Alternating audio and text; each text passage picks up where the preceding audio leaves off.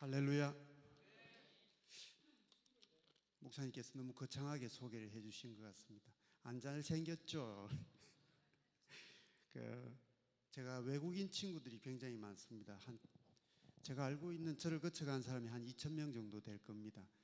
지금도 우리 구역에 외국인만, 우리 구역은 다국적 구역인데 외국인만 한 70명 있습니다. 그래서 제가 좀 동남아틱하게 생겼지 않습니까? 예, 잘생기지는 저는 않은 것 같고, 저는 부산에 있는 세계로 교회를 섬기는 한진희 장로라고 합니다. 제 집은, 우리 고향은 부산하고 거리가 멉니다. 경상북도 청도군을 혹시 아시는지 모르겠습니다. 경상북도 청도군 첩첩산중의 종갓집 종손으로 저는 태어났습니다. 저는 어릴 적부터 초등학교 1학년 때부터 교회를 다닐 때는 예수님을 믿어서 교회 간 게 아니고 떡 하나 얻어먹으려고 학용품 하나 받아 쓰려고 그렇게 교회를 다니게 되었습니다. 교회를 다니면서도 저는 적극적으로 그렇게 신앙생활하지 못하고 늘 불평불만이 가득 찬 그런 아이가 저였습니다.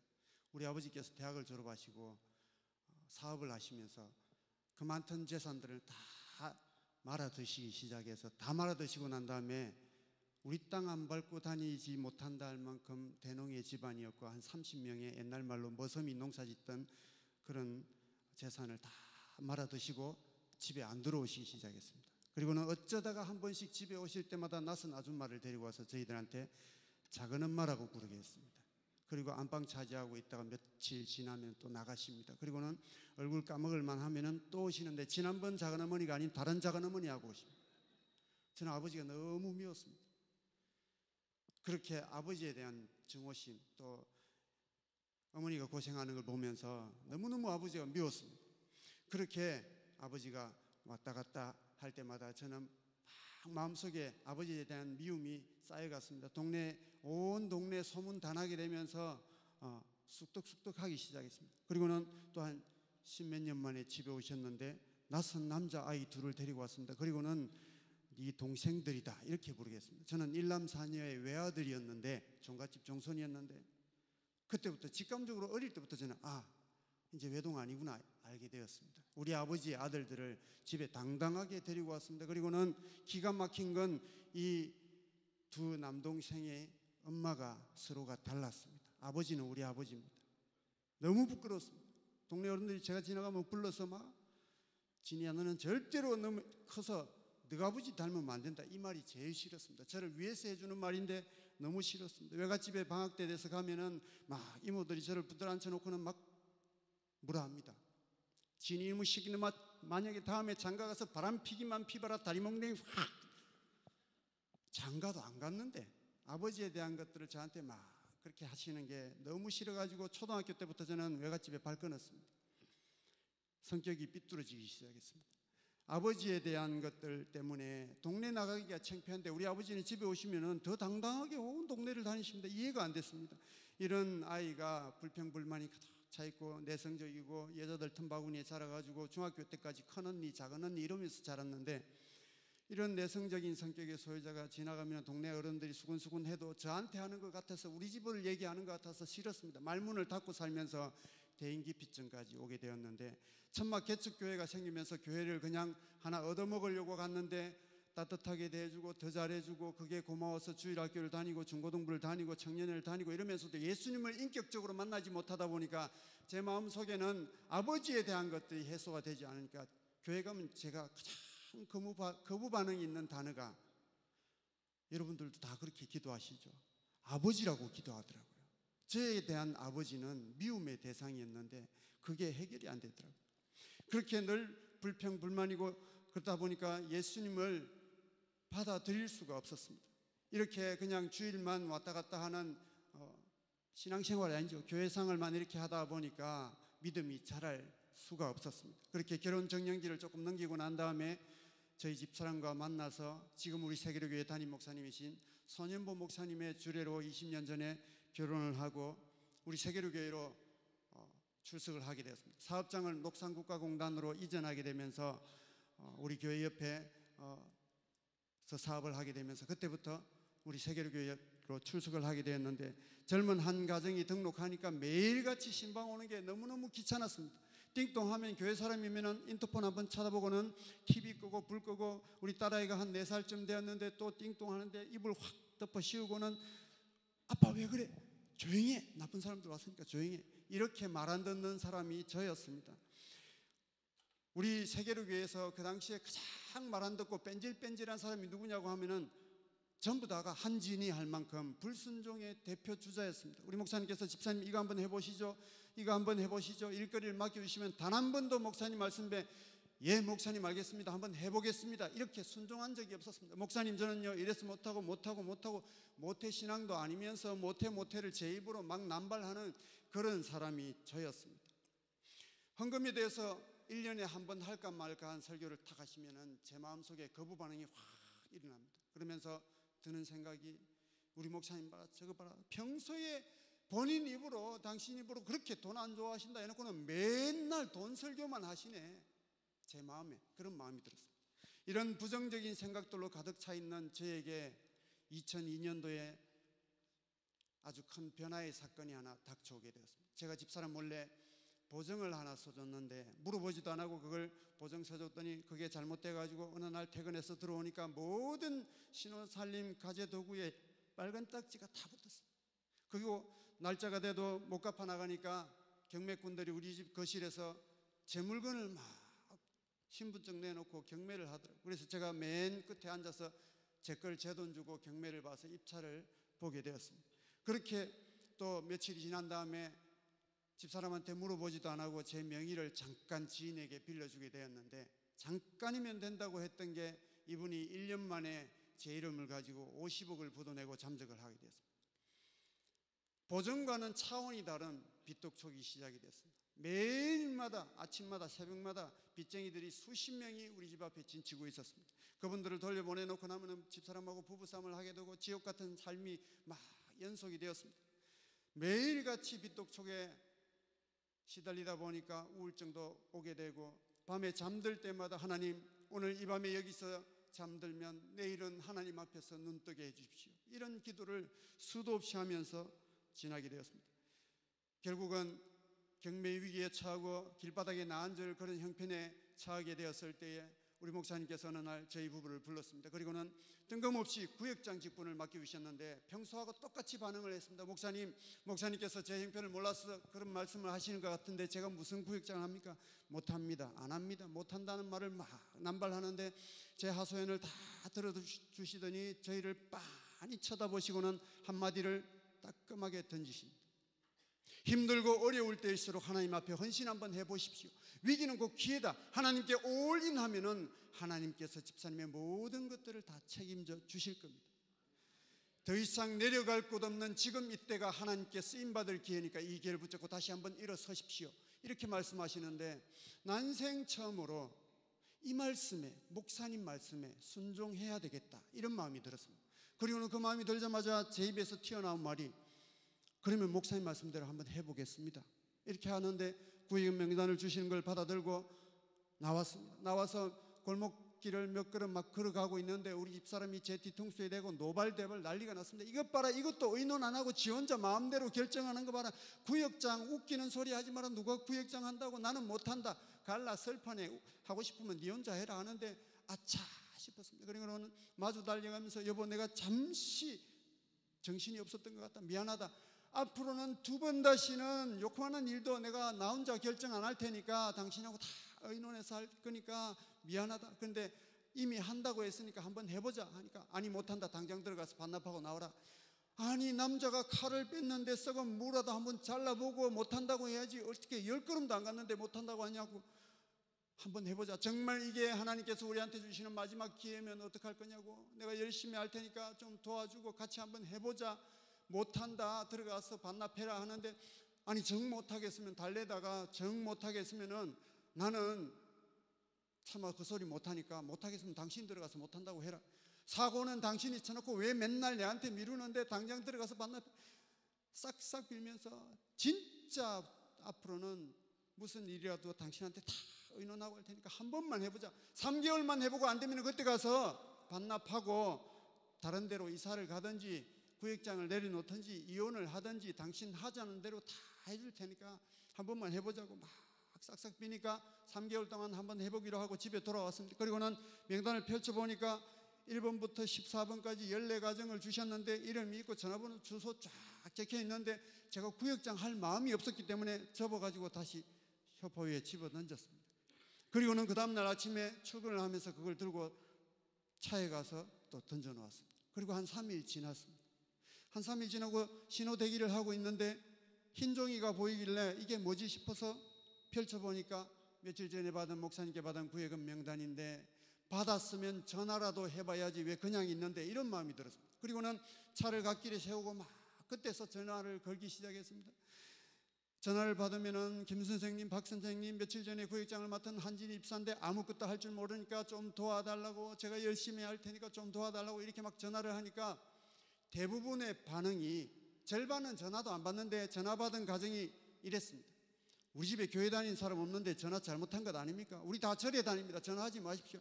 그 교회 하도 누구누구가 부탁하고 부탁해서 유명한 연예인 온다고 해서 내가 연예인 얼굴 보러 간 거지, 우리는 교회하고 거리가 먼 사람이니까 전화하지 말라고.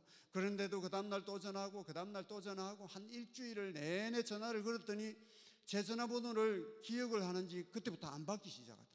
그래서 안 돼가지고 퇴근해가지고 집사람 전화를 들고 또 막 전화를 거니까 한 3일 전화를 거니까 뒷번호가 같으니까 또 안 받더라고. 안 되겠다 싶어가지고는 우리 동네 슈퍼에 가서 동전을 한 주먹 바꿔가지고는 공중전화를 돌아다니면서 막 전화를 걸어서 좀 도와달라고. 공중전화에도 전화번호가 있더라고.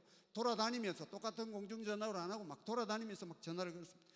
그러면서 좀 도와달라고 하다가 안 되겠다 싶어서 어떻게 하면 이분들을 빨리 모시고 올 수 있을까, 우리 교회에서 정착하게 만들 수 있을까 생각을 해보니까 제가 구역 모임 한 번도 안 가고 하는데도 우리 집에 매일 찾아오면서 문고리 잡고 기도하고, 갔나 싶어서 인터폰 쳐다보면 기도하고 있고, 문고리에 먹을 거 걸어놓고 가고 꽃도 걸어놓고 가고 이래가지고 저도 찾아가야겠다 마음먹고 찾아가는데 띵동하고 누구냐고 물어보면 문전박대 당하기도 하고 문도 안 열어주기도 하지만 문 열어주면 왜 왔냐고, 우리는 교회하고 거리가 멀다고 하는데 빈손으로 가니까 할 말이 없더라고. 안 그래도 내성적인데 빈손으로 가니까 할 말이 없어가지고 곰곰이 생각해 보니까 우리 집에 신방 오시는 분들이 빈손으로 오신 분들이 거의 없었습니다. 그래서 나도 전도용품을 사가지고 가야 되겠다, 신방용품을 사야 되는데 내가 하루에 남의 짐 져주고 벌어온 일당을 가지고는 11조를 떼놓고 매일 2만 원씩 쓰기로 결정을 했습니다. 매일 전도비로 2만 원씩을 쓰기로 결정하고 제가 쫄딱 망하고 난 다음에 목사님과 제자훈련을 함께 받으면서 목사님께서 하시는 제자훈련을 받는데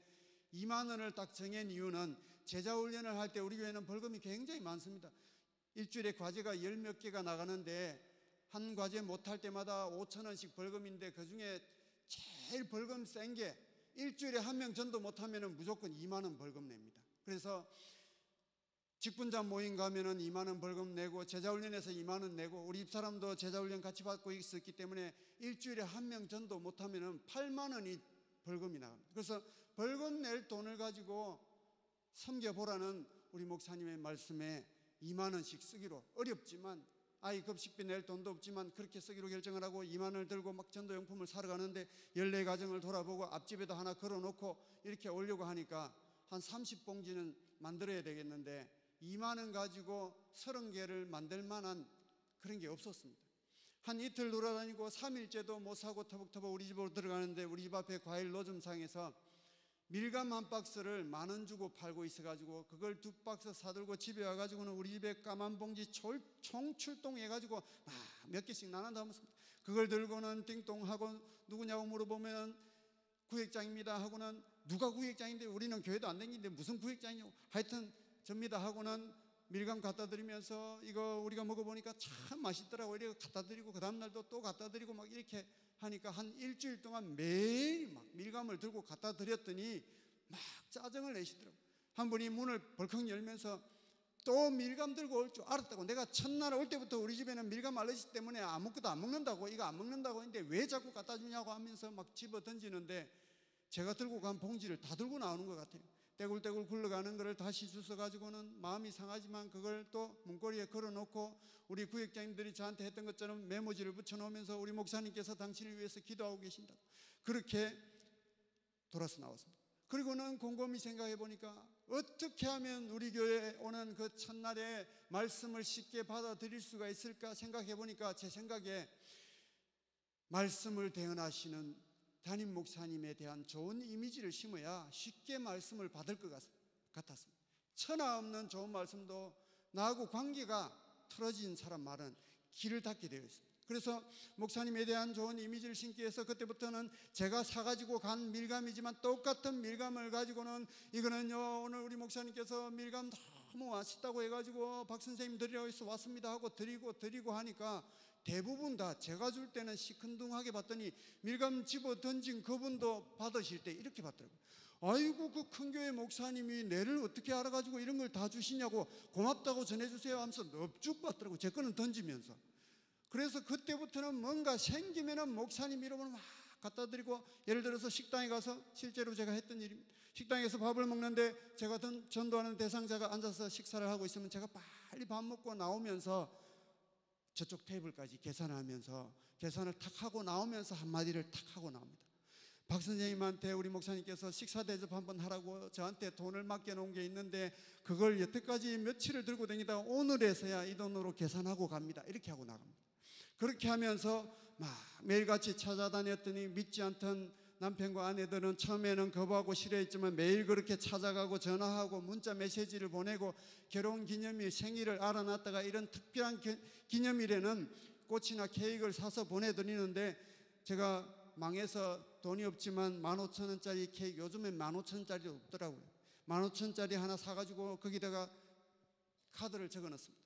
박 선생님 진심으로 생일 축하합니다 하고는 세계로교회 담임 목사 소년보 제가 사인 이렇게 하고 해가지고는 우리 목사님께서 생일이라고 케이크 갖다 드리더라고요.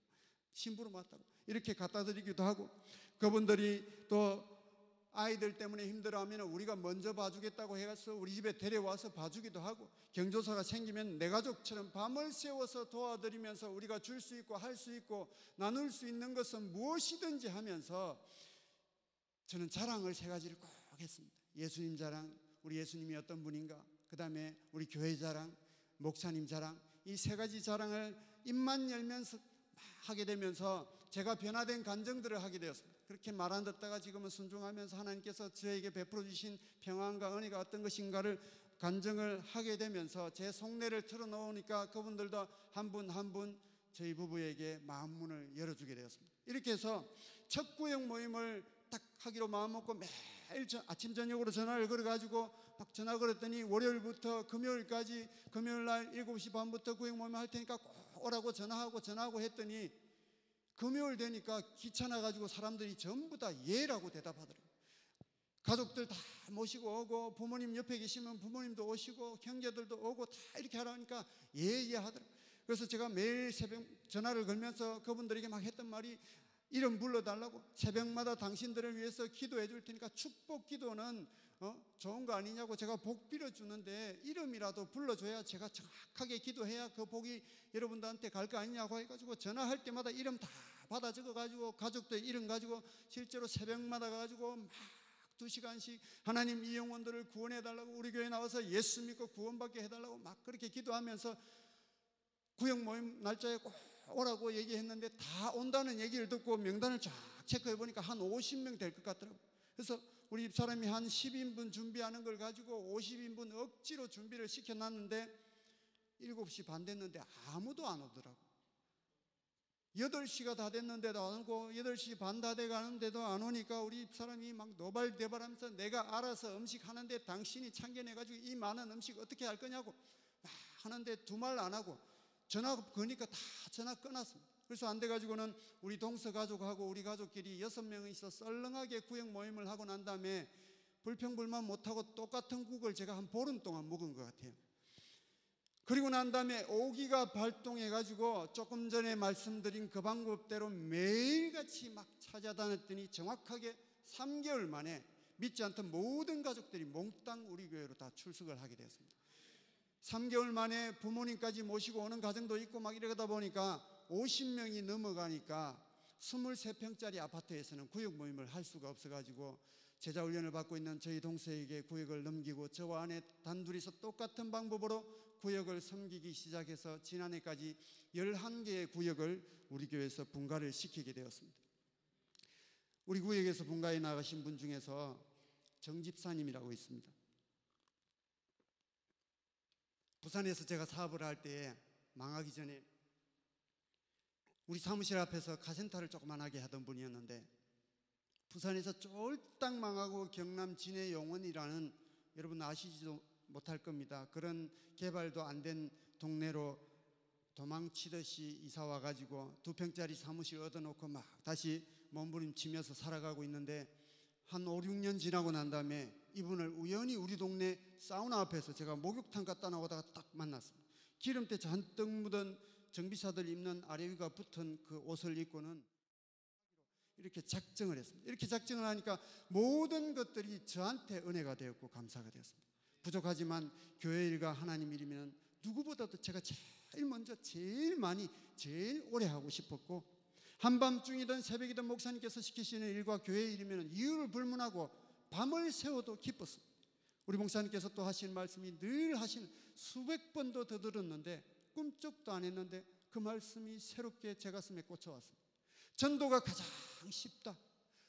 복음 자체의 능력이 있기 때문에 나가서 전하기만 전하면은 때가 되면 하나님께서 역사하시고 열매 맺게 하실 것이다. 나가서 전하라.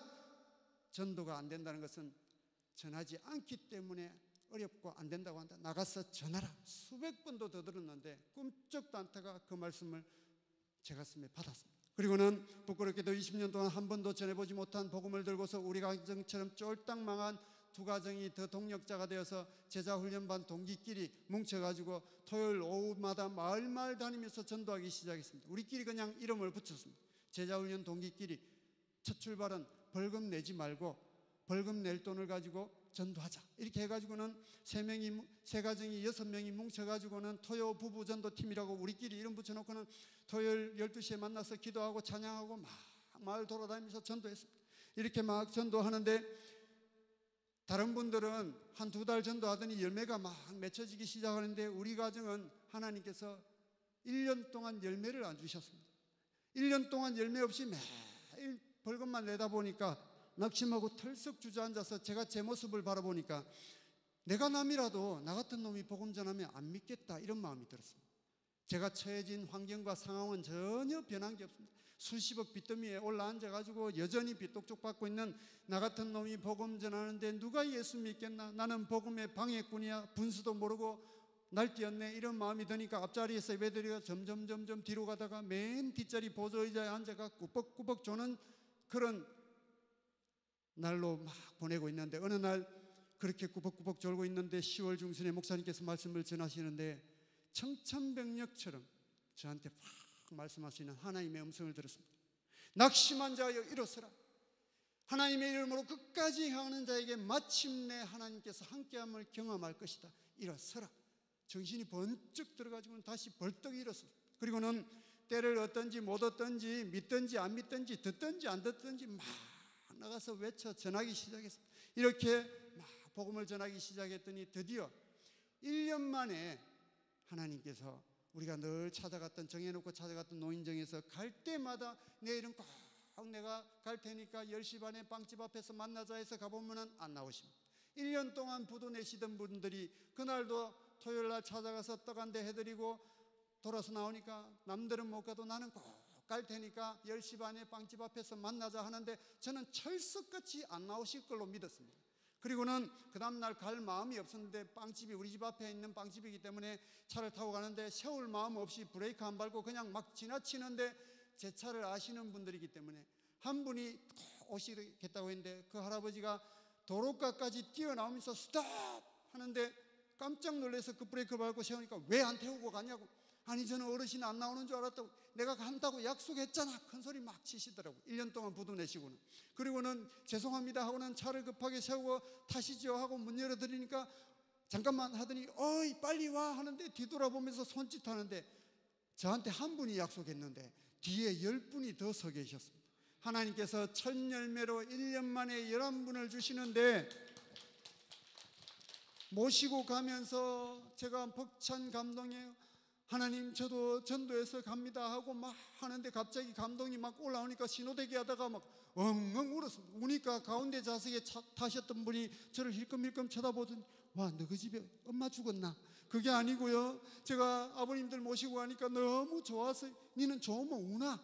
모르겠습니다. 눈물이 나네요. 그리고는 모시고 가서 목사님께 기도받고 이렇게 하면서 그분들 중에서 11분 중에서 10분이 우리 교회에서 그의 세례를 받았고 2분이 세례 받으시고 난 다음에 2달 만에 소천을 하셨습니다. 이렇게 11분을 첫 열매로 맺기 시작해서 본격적인 전도를 2004년도부터 하기 시작했는데 한 명도 열매가 없었던 2004년도를 지나서 2005년에만 저희 부부가 360명을 전도하게 되었고, 그에 우리 부부를 통해서 31명이 세례를 받았고, 그 다음에는 200명을 전도하고, 그 다음에는 280명, 그 다음에는 387명, 그 다음에는 480명 이렇게 전도하게 되면서 4,000명 이상을 지난해까지 전도하게 되었고, 저희 부부를 통해서 650명 이상이 세례를 받게 되었습니다. 저는 복음을 전하기 전에 우리 가정은 보증과 사업 실패로 인해서 쫄딱 망해서 결국은 이혼의 직전까지 가게 되었지만, 복음을 전할 때에 하나님께서 모든 것들을 해결을 해 주셨습니다. 제 어린 아들이 태어날 때 선천적으로 엄지손가락이 굽어서 태어났습니다. 7살 되니까 어린이집을 안 가려고 그래서 부산대학병원에서 진찰을 하고 양손가락이 안 펴져 가지고는 선천적으로 그렇다고 해서 수술 일정을 잡고 있는데, 일산 든든한 교회 장양희 목사님의 신유 첫 집회가 우리 교회 14번 오셨는데, 첫 집회 때 복음을 전할 때에 수술 일주일 앞두고 있는 아들의 손가락을 하나님의 말씀으로 깨끗하게 펴주셨습니다. 복음을 전하기 전에 우리 가정은 정말 죽음 앞에 있는 그런 위기의 가정이었지만, 목사님 말씀에 순종하여서 위기를 기회로 삼고 어려움 중에도 구역을 섬기며 복음을 전하면서부터 하나님께서는 우리 가정에 피할 길을 주시고 더 좋은 것들로 채워주시며, 빨간 딱지 붙어있던 23평 아파트에서 34평 신도시 아파트를 장만해서 이사할 수 있도록 사업에도 복을 부어주셨고, 11조도 처음보다 3배 4배 더 많이 드릴 수 있도록 복을 주셨고, 무엇보다도 이 부족한 사람이 우리 세계를 위해서 장로로 섬길 수 있는 귀한 직분을 허락해 주셨고, 교구장으로, 구역장으로, 방송부장으로, 전도간증 사역팀장으로 여러 가지 직분을 가지고 마음껏 하나님 나라를 섬길 수 있는 귀한 직분을 허락해 주셨습니다. 하나님 말씀에, 마태복음 말씀에 6장 33절, 그런즉 너희는 먼저 그의 나라와 그의 의를 구하라, 그리하면 모든 것들을 우리에게 더하여 주시겠다고 약속하셨던 하나님의 약속의 말씀이 제 인생 가운데 그대로 임하는 기적을 경험하게 되었습니다. 저는 무엇보다도 섬김과 헌신과 봉사의 기쁨을 맛보게 되었고, 복음을 전하면서 예수 믿는 것이 얼마나 기쁜 것인지를 온몸으로 체험을 할 수가 있었습니다. 하나님께서는 정말 저처럼 부족하고 소망 없고 모자란 사람을, 못난 사람을 사용하셔서 복음을 전하게 하셨고, 그로 인해서 하나님께서 많은 열매들을 맺게 해 주셨습니다. 저는 앞으로도 우리 하나님의 관심인 이 복음을 전하는 일, 우리 주님의 피 맺힌 소원이요 유언이요 마지막 부탁이요 명령인 이 복음 전하는 일을 하나님께서 저를 이 땅에서 불러가시는 그날까지 열심히 뛰면서 전할 것을 다짐하면서 이 모든 영광 살아계신 하나님께 올려드립니다. 감사합니다.